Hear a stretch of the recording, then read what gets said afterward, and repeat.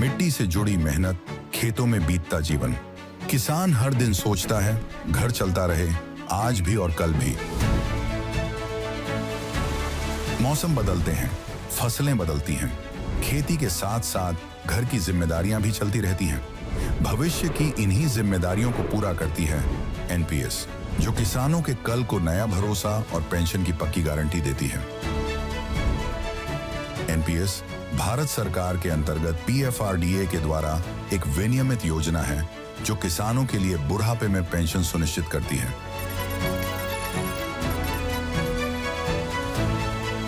NPS खाता खोलने के लिए अपने नजदीकी सीएससी से संपर्क करें या 1800-1107-08 पर कॉल करें। पेंशन की पक्की गारंटी के लिए एनपीएस जरूरी है।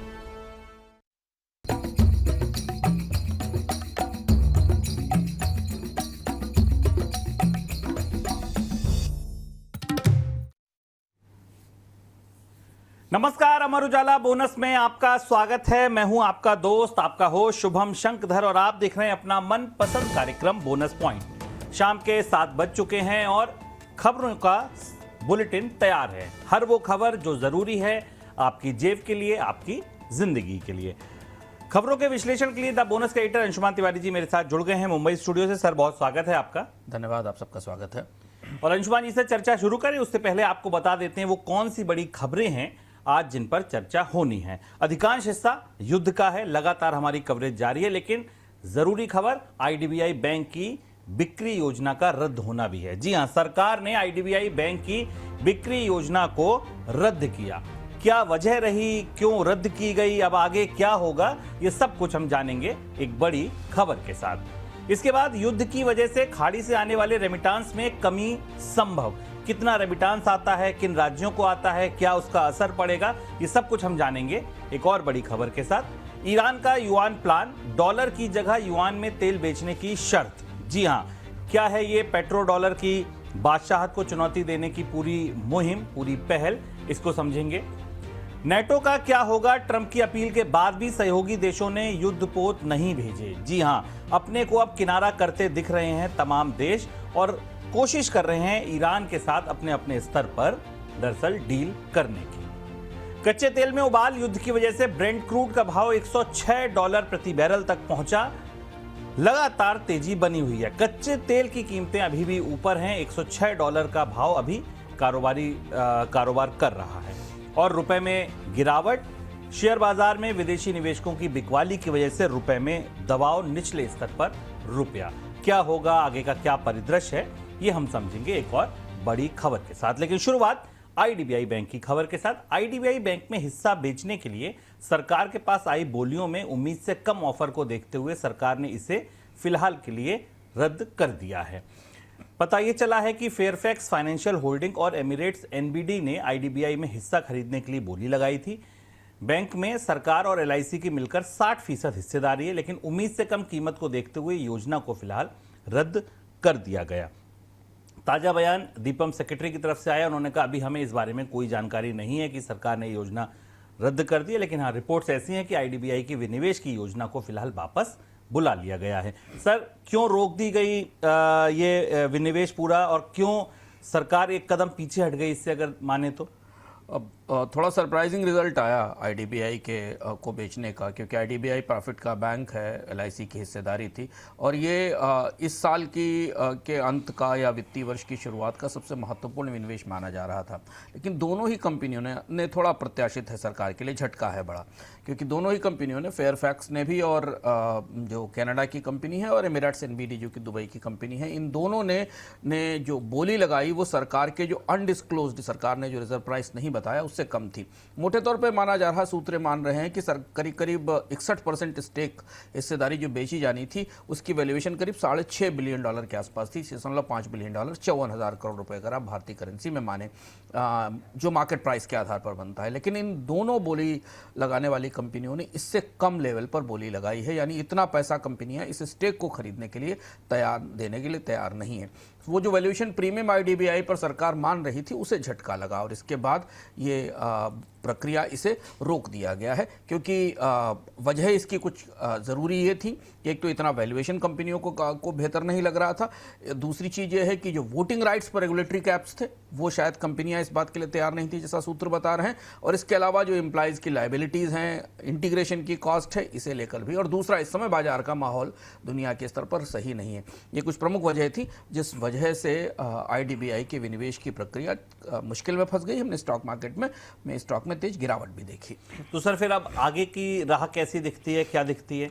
सरकार की तरफ से उसके तत्काल बाद बयान दिया गया है कि इसको खत्म नहीं किया गया है, प्रक्रिया इसके बाद आने वाले समय में जारी रहेगी, दोबारा कोशिश की जाएगी। पर जो बड़ा झटका है वो ये है कि गवर्नमेंट दोबारा प्रोसेस शुरू करेगी ही, रीइनिशिएट करेगी प्रोसेस, जिसमें इसे दोबारा इसकी एवेल्युएशन पर तय किया जाएगा। लेकिन सबसे बड़ी जो चुनौती सरकार के लिए वो ये है कि इंडिया का PSU प्राइवेटाइजेशन कार्यक्रम, उसे गहरा झटका लगा है, क्योंकि एक प्रॉफिटेबल क्लीन IDBI बैंक जो सरकार की मनचाही कीमत पर ग्राहक नहीं ला पाया, यानी ये स्टेक नहीं बिकी, ये बड़ा झटका है। और आने वाले दिनों में सरकार के PSU और खासतौर से बैंक प्राइवेटाइजेशन, जिसकी तैयारियां हमने बजट के दौरान भी सुनी थी, उसे लेकर सवाल उठेंगे। क्योंकि अगर ये वैल्यूएशन IDBI बैंक को नहीं मिल रहा है तो बाकी बैंकों के लिए भी चुनौती होगी। जबकि IDBI बैंक इस साल की तीसरी तिमाही में फायदे में भी आया था। मुनाफे का आंकड़ा मुझे करीब 1935 करोड़ रुपए का मुनाफा दिख रहा है, और NPA में 425 करोड़ रुपए की कमी भी दिखाई दे रही है। तो अब फाइनेंशियल फंडामेंटल्स ठीक थे, पर बाजार ने बैंकों को ये वैल्यूएशन नहीं दी है। घटनाक्रम आगे कैसे मोड़ देता है और बाकी बैंकों पर इसका क्या असर पड़ेगा ये दिखाई देगा। लेकिन आज IDBI बैंक इंट्राडे में करीब 14% टूट गया है।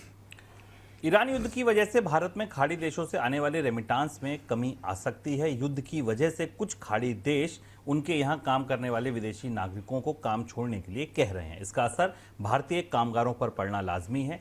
भारत में आने वाले रेमिटांस पर भी भारत में साल भर में रेमिटांस में जितना पैसा आता है उसमें 38% हिस्सेदारी खाड़ी देशों की है। सबसे ज़्यादा रेमिटांस महाराष्ट्र, केरल और तमिलनाडु में आता है। सर, भारत को विदेश से आने वाले रेमिटांस पर कितना असर होगा ये जो युद्ध हुआ इसकी वजह से? दुनिया में सबसे ज़्यादा विदेशी धन जो भारत के लोग दुनिया में काम करते हैं, भारत दुनिया के उन देशों में इनको सबसे ज़्यादा रेमिटांस मिलता है। करीब 2024-25 का जो आंकड़ा RBI ने जारी किया उसके हिसाब से $135 बिलियन के आसपास, 135 बिलियन, जो कि GDP का 3.5% है भारत के। इतना पैसा विदेशियों ने, जो विदेश में काम करने वाले लोग हैं, उन्होंने भारत में भेजा है। और अगर आप गौर से देखें तो भारत के व्यापार घाटे का एक बड़ा हिस्सा, 30 से 40% हिस्सा ये कवर करता है। खाड़ी देश सबसे महत्वपूर्ण है क्योंकि वहाँ करीब 9.1 मिलियन लोग काम करते हैं, 10 मिलियन के आसपास हैं। और सबसे बड़ा जो हिस्सा है खाड़ी देश में काम करने वालों का वो अमीरात, सऊदी, कतर, कुवैत, ओमान और बहरीन में है। यहाँ से करीब $51 बिलियन आते हैं, जिनमें भी अमीरात की हिस्सेदारी पूरे GCC से आने वाले रेमिटेंसेस में सबसे ज़्यादा है, करीब 19% है। अब यहाँ युद्ध के बाद तेल में, कंस्ट्रक्शन में, होटल में, टूरिज्म में और रिटेल में नौकरियाँ खतरे में हैं, और वहाँ से लोगों की वापसी शुरू हो गई है। इस वजह से वहाँ रोजगार भी घटेंगे, वेतन भी घटेगा, नौकरियाँ भी जाएंगी। और ये एक बड़ा झटका है, बड़ा असर है जो भारत के व्यापार घाटे पे, चालू खाते के घाटे पर दिखाई देगा। और सरकार के लिए दोहरी चुनौती है कि इन लोगों को इवैक्यूएट भी करने की ज़रूरत है, वहाँ से निकाल कर लाने की ज़रूरत है जो वहाँ काम कर रहे लोग हैं। सर, एक और दूसरा सवाल है कि किन राज्यों पर भारत में सबसे ज़्यादा असर पड़ेगा? भारत, ये चार्ट आपकी टेबल पर अगर आप देखें तो करीब 3 मिलियन के आसपास केरल के लोग वहाँ काम करते हैं। तो सबसे बड़ा हिस्सा केरल पर आएगा। हालांकि मुंबई नंबर्स में बड़ा है परसेंटेज के हिसाब से, क्योंकि मुंबई में आने वाला पैसा ज़्यादा है, करीब 20 से 21% है। 20% के आसपास हिस्सा केरल का है। तमिलनाडु का करीब हिस्सा 10% है, तेलंगाना का करीब 8% और कर्नाटक का 7% है। तो ये जो भारत का कुल रेमिटेंस है वो 66% हिस्सा प्राप्त करते हैं। लेकिन सबसे ज़्यादा हिस्सा नुकसान केरल के लिए है, जोखिम के लिए है, क्योंकि भारत की आबादी का 3% से कम हिस्सा है केरल में। लेकिन कुल रेमिटेंस का खाड़ी से यहाँ 20% हिस्सा आता है, बड़ा हिस्सा आता है। और यहाँ जो डिमांड है रियल एस्टेट में, निर्माण में और कंजम्पशन में, इस पर बड़ा असर पड़ सकता है। और अगर ये युद्ध लंबा चलता है तो ये जो $50 बिलियन की रेमिटेंस पाइपलाइन है ये अब रुकती है या बंद होने का खतरा है, जिसका असर हमें करंट अकाउंट डेफिसिट पर वैसे ही दबाव बना हुआ है, हम आपको बता रहे हैं, रुपए पर दबाव बना हुआ है, वो दोनों दबाव में ये बढ़ोतरी करेगा अगर वहाँ से रेमिटेंसेस टूटते हैं तो। ईरान ने होर्मुज की खाड़ी से तेल और गैस से लदे जहाज़ों को निकालने की शर्त रखी है। ईरान ने कहा है कि होर्मुज की खाड़ी उन सभी के लिए खुली है जो अमेरिका के सहयोगी नहीं हैं। साथ में ईरान ने कहा है कि तेल का व्यापार अलग डॉलर की जगह युआन में होगा तो होर्मुज की खाड़ी से ऑयल टैंकर्स को गुजरने दिया जाएगा। सर, ये युआन की जो नई शर्त रखी है, ये क्यों रखी है? क्या ये कदम पेट्रो डॉलर सिस्टम को चुनौती देता है? बड़ा शिफ्ट है ये ग्लोबली, खासतौर से होर्मुज में ईरान की तरफ से। जो कोशिश चीन लंबे समय से कर रहा था ऑयल के ट्रेड के सेंटर में युआन को लाने की, वो काम होर्मुज के इस ब्लॉकेड ने और इस पूरे युद्ध ने कर दिया। ईरान ने कहा है कि वो टैंकरों को गुजरने देगा। आज भी ईरान ने कहा, कल भी ये बात कही कि टैंकर्स गुजर सकते हैं, उनको जाने की दिक्कत नहीं होगी। केवल अमेरिका और जो शत्रु देश हैं उनके टैंकर नहीं जाने जाएंगे, लेकिन तेल का ट्रेड युआन में होना चाहिए। अपने तरीके की बड़ी शर्त है और इसलिए ईरान जो है वो इस होर्मुज को केवल एक चोक पॉइंट नहीं बल्कि फिनेंशियल बार्गेनिंग का, करेंसी बार्गेनिंग का एक बड़ा हिस्सा बनाना चाह रहा है और यहाँ पर चाइना का बड़ा असर दिखाई दे रहा है। बड़ी वजह यह है कि एक तो ईरान लंबे समय से प्रतिबंध झेल रहा है और उसे डॉलर के नेटवर्क सिस्टम में जाने की इजाज़त नहीं, स्विफ्ट से तो बाहर है पहले से ही, तो इसलिए वो युआन में ही ट्रेड करता है। तो डिफैक्टो जैसे रशिया के लिए है वैसे ईरान के लिए युआन प्रमुख करेंसी हो जाती है, महत्वपूर्ण करेंसी जिसमें वो ट्रेड कर रहा है, तो सारा व्यापार युआन से होता है। दूसरी बड़ी चीज यह है कि होर्मुज से दुनिया की 20% तेल सप्लाई निकलती है, एशिया का 80% तेल यहीं से जाता है। तो अगर युआन में भुगतान की शर्त होगी तो धीरे धीरे दुनिया के ट्रेड में, जो ट्रेड यहां से हो रहा है उसमें युआन सेंटर में आएगा और चीन इससे ऑयल के ट्रेड में बेहद गहराई से जुड़ेगा। चीन ने कोशिश सऊदी के साथ भी की थी, हालांकि सऊदी अरब और ओपेक के देश अभी दोनों के साथ, अमेरिका और चीन के साथ संतुलन बनाकर ट्रेड कर रहे हैं। युआन में कुछ ट्रेड सऊदी के साथ भी हो रहा है, अमीरात के साथ भी हो रहा है, लेकिन अगर ये होर्मुज की शर्त और युआन की शर्त ईरान ने सख्ती से लागू की तो फिर इसका बेनिफिट चीन को भी जाएगा। और ये एक बड़ा शिफ्ट है जहां पर एक युद्ध के बीचों बीच एक करेंसी और एक पुराना बना हुआ सिस्टम उसे रिप्लेस करने के लिए चीन की करेंसी बीच में आ गई है। सर, भारत पर इसका क्या असर होगा?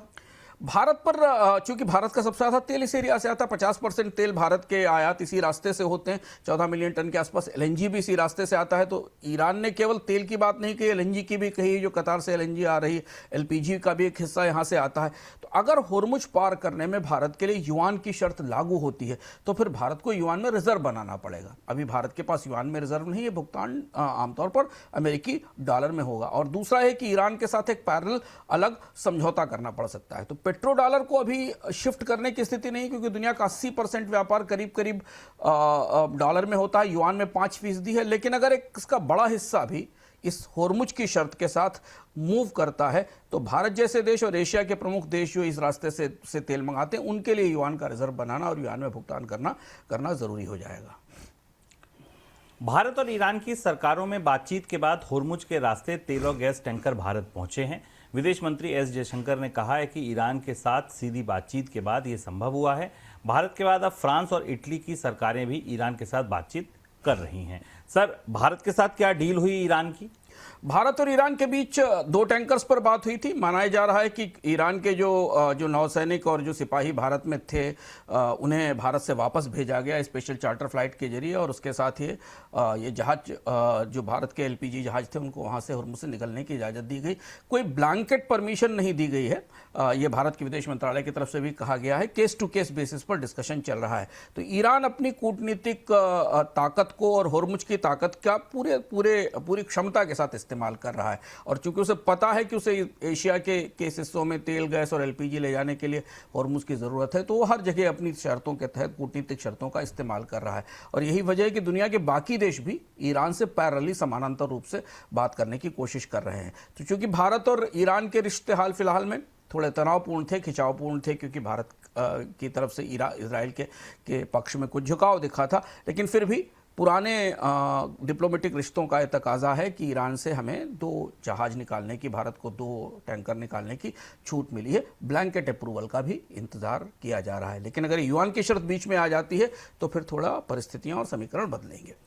अमेरिकी राष्ट्रपति ट्रंप ने अपने नाटो सहयोगी देशों से कहा है कि होर्मुज की खाड़ी को खुलवाने के लिए अपने युद्धपोत लेकर पहुंचे। हालांकि ट्रंप की इस अपील का नाटो सहयोगी का ठंडा रिस्पांस मिला है।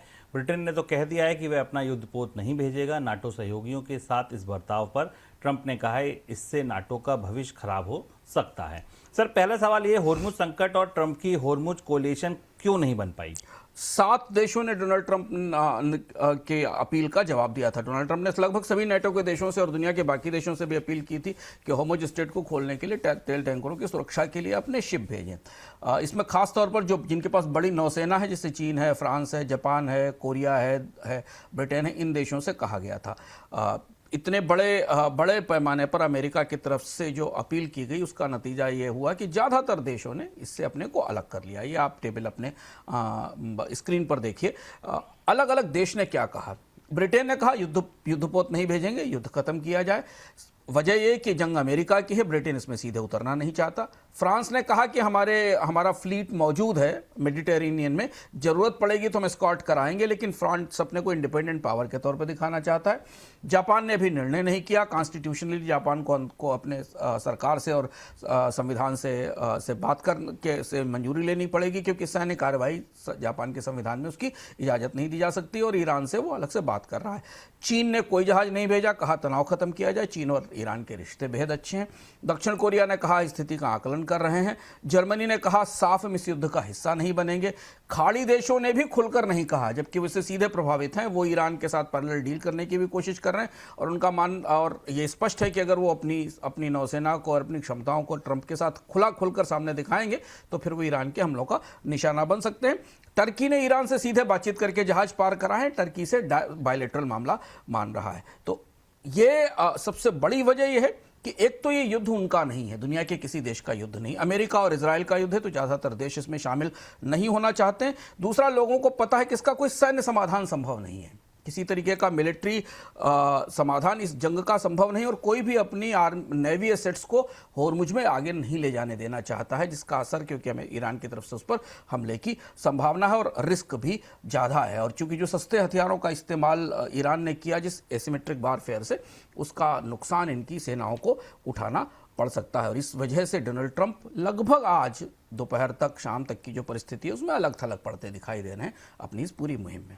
क्यों नहीं आया सर कोई देश गठबंधन, कोई तो साथ? किसी को रिस्क, वो होर्मुज में जाकर किसी को रिस्क लेने की क्षमता नहीं है इस समय। और दूसरा, चूंकि जंग ईरान की और अमेरिका और इजराइल की जंग है, तो इसलिए कोई सीधे इस जंग में शामिल नहीं होना चाह रहा। इससे बेहतर यह है कि दुनिया के तमाम देश सीधे समझौता करने की कोशिश कर रहे हैं, ईरान के साथ बार्गेन कर रहे हैं। चूंकि होर्मुज दुश्मनों के लिए बंद है, तटस्थ देशों के लिए खुला है, ईरान ये बात बार बार कह रहा है, तो इस तरह से वो एक तरह बार्गेन का और समझौते का मौका दे रहा है इजराइल और अमेरिका को अलग थलग करके। और ईरान की एक बड़ी रणनीति इसमें दिखती है कि इस पूरे होर्मुज की डील में अमेरिका को बाईपास कर दिया जाए, किनारे कर दिया जाए। हो सकता है आने वाले दिनों में अलग अलग तरीके के समझौते अलग अलग देशों के साथ हों, तो सब अलग अलग ईरान से बात करना चाह रहे हैं, जो डोनाल्ड ट्रंप की पूरी मुहिम के लिए काफ़ी बड़ा झटका। और इसलिए डोनाल्ड ट्रंप को एक कहना भी पड़ा कि नाटो के लिए बहुत बुरा होगा अगर वो इस मुहिम में अमेरिका का साथ नहीं देते हैं।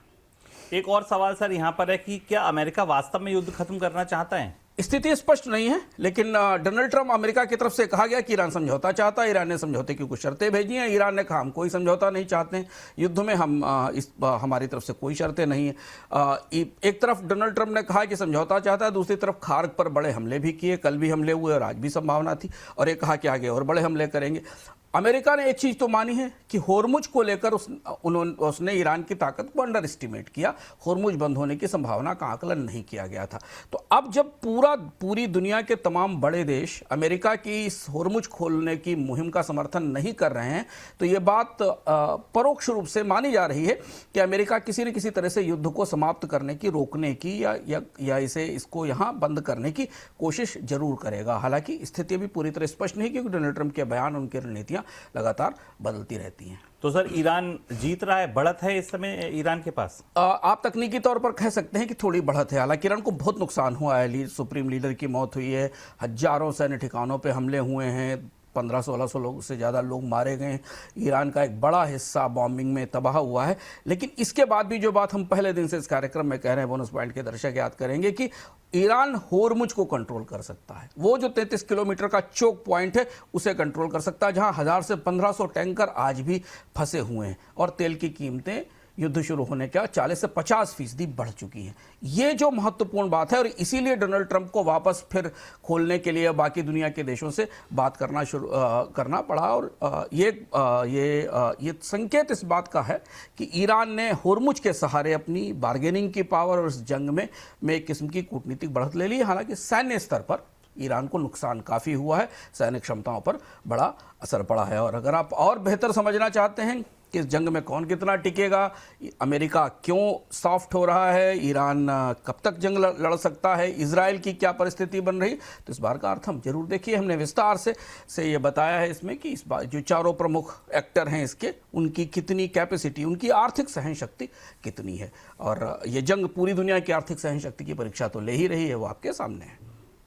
ईरान युद्ध की वजह से कच्चे तेल का उबाल बढ़ता ही जा रहा है। सोमवार को विदेशी बाजार में ब्रेंट क्रूड का भाव $106 के ऊपरी स्तर को छू गया।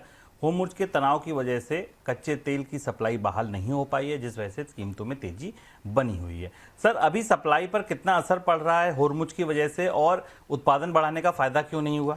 मोटे आंकड़े अगर आपके सामने देखें स्क्रीन पर, तो करीब करीब मिडिल ईस्ट के सारे प्रोड्यूसर्स ने 6 मिलियन बैरल के आसपास का उत्पादन रोक दिया है, और इसलिए कच्चे तेल की कीमतें $100 से ऊपर बनी हुई हैं। और ट्रेडर्स मान रहे हैं कि संकट लंबा चलेगा। सऊदी अरब और यूनाइटेड अमीरात के पास अतिरिक्त उत्पादन की क्षमता है, लेकिन उनका एक्सपोर्ट होर्मुज से होकर जाता है और होर्मुज बंद है। पाइपलाइन से केवल 5 से 6 मिलियन बैरल तेल ही भेजा जा सकता है, या अनूप के जरिए या बाकी जगह। तो इसलिए करीब करीब 9 मिलियन बैरल तेल की प्रतिदिन की सप्लाई फंस गई है। यह सप्लाई बाजार में नहीं आ पा रही है, मोटी गणित है, आप समझिए। और इतना बड़ा कोई स्विंग प्रोड्यूसर दुनिया में अभी उपलब्ध नहीं है जो इस होर्मुज को बाईपास करके इतना तेल पर डे, 9 मिलियन बैरल तेल पर डे बाजार में छोड़ सके। और इसलिए ये पूरी गणित संभल नहीं रही है। एक और सर, ये एसपीआर रिलीज के बाद भी कीमतें क्यों नहीं संभल रही हैं? कि एसपीआर का जितनी सप्लाई गायब हुई ना शुभम, वो उसकी तुलना में एसपीआर का कंट्रीब्यूशन 7 से 10% के आसपास है, 4 टाइप के ऊपर है। अधिकतम रिलीज क्षमता 2 मिलियन बैरल पर डे की है, जबकि अमेरिका की एसपीआर रिलीज स्पीड करीब 1.4 मिलियन बैरल की है। और होर्मुज से जो रोज तेल जा रहा था वो 20 मिलियन बैरल था। तो इस हिसाब से एसपीआर की क्षमता सीमित है। दूसरी बात यह कि एसपीआर रिलीज होने से पूरी दुनिया के बाजारों में तेल नहीं आता, केवल उन देशों में आता है जिन देशों के पास एसपीआर उपलब्ध है।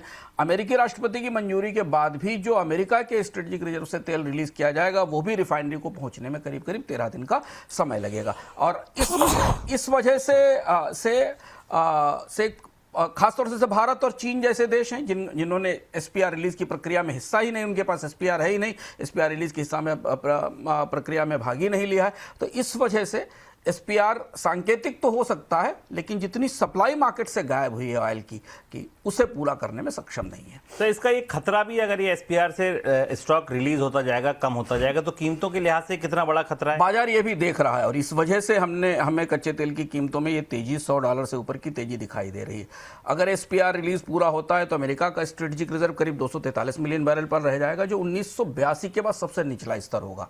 सरकारें कहती है कि एक साल में 200 मिलियन बैरल भर दिया जाएगा, लेकिन ये तभी होगा जब तेल की कीमतें कम हो, और अगर तेल की कीमतें ऊंची रहेंगी। इसलिए ब्रेंट क्रूड की कीमत $104 $105 पर बैरल के आसपास है। उसकी वजह यह है कि मार्केट को ये लग रहा है कि चलिए जंग थोड़े समय में समाप्त होती है, परिस्थितियां सामान्य होती हैं, रिफाइनरीज के हमले ठीक होते हैं, और इस पूरी प्रक्रिया को ठीक होने में और जो 9 मिलियन बैरल पर डे का शॉर्टफॉल, इसको आने में 1 महीना 1.5 महीने का समय लगेगा। और उसके बाद फिर सबसे पहली वरीयता होगी देशों की अपने स्ट्रेटेजिक रिजर्व भरना, तो तेल की डिमांड और ज़्यादा अतिरिक्त तौर पर आएगी। एक और महत्वपूर्ण बात जो कल हम आंकड़ों में चेक कर रहे थे कि स्पॉट मार्केट में कीमतें तो और ज़्यादा ऊंची हैं। दुबई का ब्रेंट करीब करीब $20 से $30 पर बैरल प्रीमियम पर ट्रेड कर रहा है ब्रेंट के फ्यूचर्स की तुलना में, क्योंकि एक्चुअल मार्केट में, जो वास्तविक मार्केट में तेल है, उसकी कमी है। तो फ्यूचर्स की तुलना में स्पॉट की कीमतें और ज़्यादा ऊँची हैं, जो आपको फ्यूचर मार्केट में ब्रेंट की कीमतों को $100 से ऊपर दिख रहा है, उसे सपोर्ट कर रही हैं। ईरान युद्ध की वजह से शेयर और करेंसी बाजार में दबाव बना हुआ है। शेयर बाजार में तो आज रिकवरी दिखी, निचले स्तर से सेंसेक्स ने करीब 2000 पॉइंट की और निफ्टी में करीब 400 पॉइंट की रिकवरी देखने को मिली है। सोमवार को रुपया और नीचे फिसल गया, प्रति डॉलर रुपया ₹92.43 तक के निचले स्तर को छू गया। सर, पहला सवाल तो रुपए पर ही है कि रिकवरी की आपको कितनी संभावना दिखती है? क्या रुपए में भी रिकवरी आएगी? रुपए के लिए दबाव बना हुआ है, जैसा हम बराबर बता रहे हैं कि जब तक कच्चे तेल की कीमत $100 से ऊपर रहेगी तब तक रुपए पर दबाव रहेगा। और आज हमने ये भी देखा कि रिजर्व बैंक ने पिछले सप्ताह तो थोड़ी दखल भी दी थी, अब रिजर्व बैंक भी दखल से थोड़ा पीछे हट रहा है क्योंकि पूरा का पूरा माहौल रुपए पर दबाव का है। और करंट अकाउंट डेफिसिट के नए आंकड़े आने के बाद रुपए पर दबाव पर प्रेशर और ज़्यादा दिखेगा। तो रुपए के लिए यहाँ से भी लंबी ढलान दिखती है क्योंकि विदेशी निवेशकों की बिकवाली भी बनी हुई है। और ये जो मौजूदा परिस्थिति है, युद्ध खत्म होना, फिर युद्ध खत्म होने के बाद कच्चे तेल की कीमतें सामान्य होना, इस पूरी प्रक्रिया भर अगले 2-3 हफ्तों तक रुपए पर बड़ा दबाव रहेगा। सर, बाजार में आज एक रिलीफ रैली देखने को मिली, ये कितनी टिकाऊ और कितनी मजबूत दिख रही है आपको? बाजार की रैली पूरी तरह टेक्निकल दिखाई देती है फंडामेंटल की जगह। एक ही बाजार के लिए अगर आप फंडामेंटल देखें तो फंडामेंटली एक चीज जो बाजार को दिखाई दी, जहां से आप मान सकते हैं क्योंकि संकेत है, क्योंकि डोनाल्ड ट्रंप को दुनिया के कोई देश मदद करने को तैयार नहीं है हॉर्मुज खोलने के लिए, तो बाजार का इंटरप्रिटेशन था कि शायद डोनाल्ड ट्रंप आने वाले दिनों में किसी शांति समझौते पर, सहमति पर राजी हो जाए। और अमेरिका की तरफ से पिछले 48 घंटों में 1-2 बार संकेत भी दिए गए कि ईरान की तरफ से शांति की कोशिश की गई है। तो यही एक वजह थी जहां से बाजार को उम्मीद दिखाई दी, लेकिन बाजार एक्सट्रीम ओवरसोल्ड पोजीशन में। आंकड़े अगर हम देखें तो पिछले हफ्ते करीब 5% से ज्यादा का क्रैश था, तो जो वीकली परफॉर्मेंस था वो 4 साल का सबसे खराब था। तो यहां से बाजार में आप एक डेड कैट बाउंस देख सकते थे, बाजार में एक 11 महीने के लो पे था, तो इसलिए वहां से हमें अच्छी खरीद नीचे के स्तर से दिखाई दी, जो कि चार्ट पर, आंकड़ों पर हमें दिखाई देती है। तो ये जो पुलबैक है, ये पुलबैक पूरी तरह टेक्निकल कारण से हुआ। थोड़ा की सपोर्ट जोन्स पे शॉर्ट कवरिंग भी बाजार में आई, उसने भी बाजार को थोड़ा ऊपर जाने के लिए मदद दी। कुछ कई सारे स्टॉक्स के वैल्यूएशन बहुत कंफर्टेबल पे थे। विदेशी निवेशक तो नहीं थे, पर देशी निवेशक पैसा लिए बैठे थे खरीदारी के लिए, उनको ये गिरावट, एक बाइंग का अच्छा मौका मिली। तो टेक्निकली अगर आप देखें तो बाजार में ये technical bounce back, technical pull back हमें आता दिखाई दे रहा है। लेकिन हाँ, लंबे समय के लिए ये रैली टिकाऊ होगी, इस बात पर निर्भर होगा कि अगले 24 से 48 घंटों में पश्चिम एशिया का युद्ध किस दिशा में जाता है। क्रूड $100 से ऊपर भारत के लिए डिवास्टेटिंग है, भारतीय अर्थव्यवस्था के लिए इससे ज़्यादा बुरी और कोई खबर नहीं होती, तो वो खतरा बराबर सर पर बना हुआ है, इसलिए थोड़ा संभल कर रहने की जरूरत है। ओवरऑल बाजार का सेंटिमेंट बहुत अच्छा नहीं है, अगर आप गौर से देखें तो बाजार का सेंटिमेंट दबाव से बना हुआ है। तो इस सेल ऑन द राइज वाला पैटर्न फिर उभर सकता है आने वाले दिनों में। तो इस तेजी को टेक्निकल तेजी माने, लेकिन यहाँ गहरे जोखिम बने हुए हैं। चलिए, तो ये था हमारा आज का बोनस पॉइंट। पूरी उम्मीद है आपको पसंद आया होगा। अगला संस्करण लेके कल फिर हाजिर होंगे, तब तक के लिए दीजिए इजाजत। नमस्कार।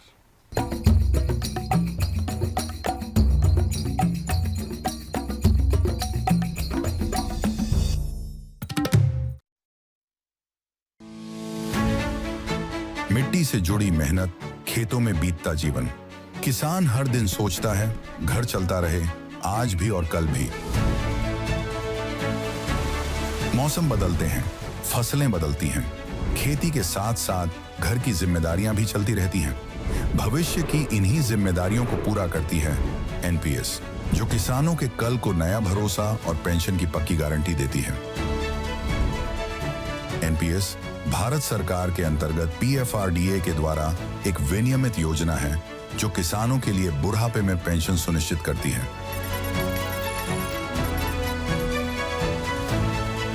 एनपीएस खाता खोलने के लिए अपने नजदीकी सीएससी से संपर्क करें या 1800-110708 पर कॉल करें।